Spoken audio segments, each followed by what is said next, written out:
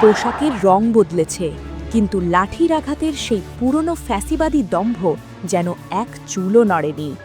২৪-এর সেই রক্তাক্ত জুলাইয়ের স্মৃতি যখন মানুষের চোখে এখনও ভাসে, ঠিক তখনই ২০২৬ সালের ৬ই ফেব্রুয়ারি শাহবাগের রাজপথ আবার সাক্ষী হল এক বর্বরচিত পুলিশি তাণ্ডবের। শহীদ শরীফ ওসমান হাদি হত্যার বিচারের দাবিতে সাধারণ মানুষের একটি শান্তিপূর্ণ জমায়েত মুহূর্তেই রণক্ষেত্রে পরিণত হল। কিন্তু এই রণক্ষেত্রে একদিকে ছিল ন্যায় বিচারের আকাঙ্ক্ষা, আর অন্যদিকে ছিল পুলিশের সেই চেনা হিংস্র আর ফ্যাসিবাদী চরিত্র। যারা ভেবেছিলেন ৫ই আগস্টের পর পুলিশ জনগণের বন্ধু হয়ে উঠবে, আজকের শাহবাগ তাদের সেই বিশ্বাসকে বুটের তলায় পিষ্ট করেছে।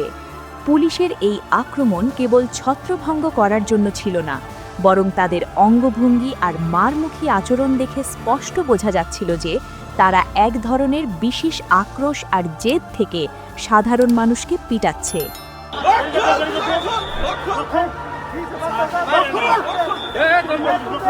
সবচেয়ে বীভৎস আর অমানবিক দৃশ্য ফুটে ওঠে যখন পুলিশের কণ্ঠে শহীদ হাদিকে নিয়ে চরম ধৃষ্টতাপূর্ণ মন্তব্য শোনা যায়। একজন পুলিশ সদস্য যখন চিৎকার করে বিক্ষোভকারীদের উদ্দেশ্যে বলেন, "আয়, হাদির লাশ নিয়ে যা", তখন তা আর কেবল পেশাগত অসদাচরণ থাকে না, তা হয়ে ওঠে একটি শহীদ আত্মার প্রতি চরম অবমাননা।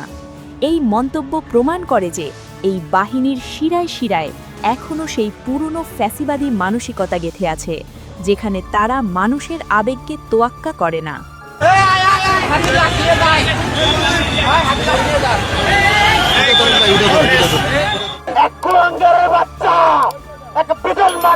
বলেছে, আয় আয় হাতের লাশ নিয়ে যাবে, দেখেছেন না?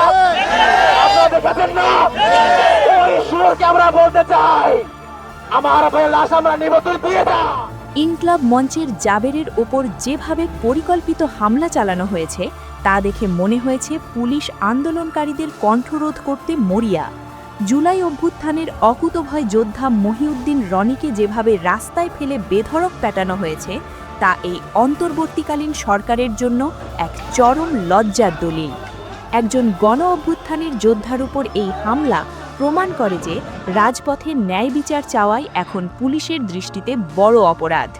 পুলিশের এই হামলার ধরন ছিল অত্যন্ত সুপরিকল্পিত। হামলা চালানোর আগে অনেক পুলিশ সদস্য তাদের নেম প্লেট খুলে ফেলেছিল, মুখে মাস্ক এবং মাথায় হেলমেট পরে নিজেদের পরিচয় আড়াল করার চেষ্টা করেছিল। কেন এই কাপুরুষোচিত কৌশল? কারণ তারা জানত তারা অন্যায় করছে। বিশেষ করে মা বোনদের গায়ে যেভাবে পুরুষ পুলিশ সদস্যরা লাঠি চালিয়েছে, তা চরম নৈতিক অবক্ষয়ের বহিঃপ্রকাশ। একজন সাধারণ পথচারী যে কেবল রাস্তা দিয়ে যাচ্ছিল, তাকেও পুলিশের লাঠিপেটা থেকে বাঁচতে দেওয়া হয়নি।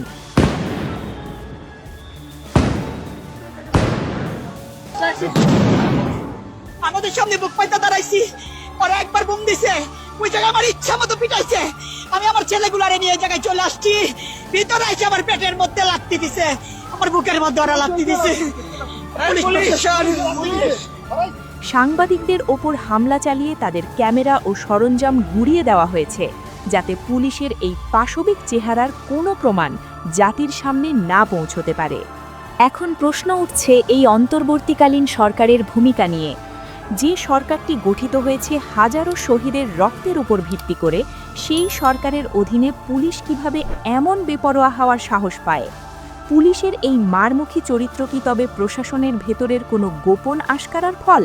বছর পার হয়ে গেলেও পুলিশ সংস্কারের নামে কেবল নাটকীয়তা চলছে, আর মাঠ পর্যায়ে সেই পুরনো অফিসাররাই নতুন পোশাকে মানুষের হাড়গোড় ভাঙছে।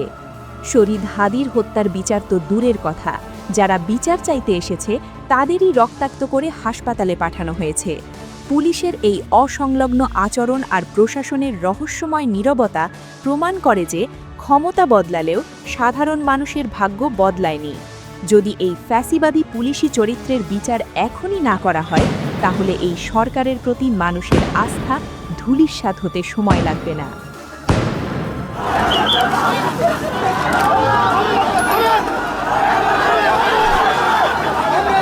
আজকের এই নগ্ন বাস্তবতার সামনে দাঁড়িয়ে আজ আমাদের প্রশ্ন একটাই, রক্ত দিয়ে কি তবে আমরা কেবল গায়ের পোশাকটাই বদলালাম?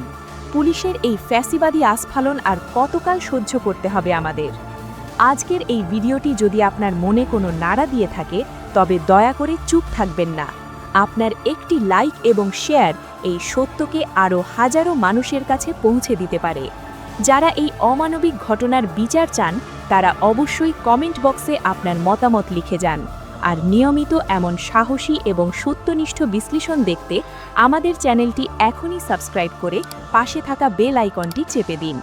মনে রাখবেন, আজকের নীরবতাই কালকের আরও বড় কোনো অবিচারের পথ খুলে দেবে। সবাই সচেতন থাকুন, নিরাপদ থাকুন। আল্লাহ হাফেজ।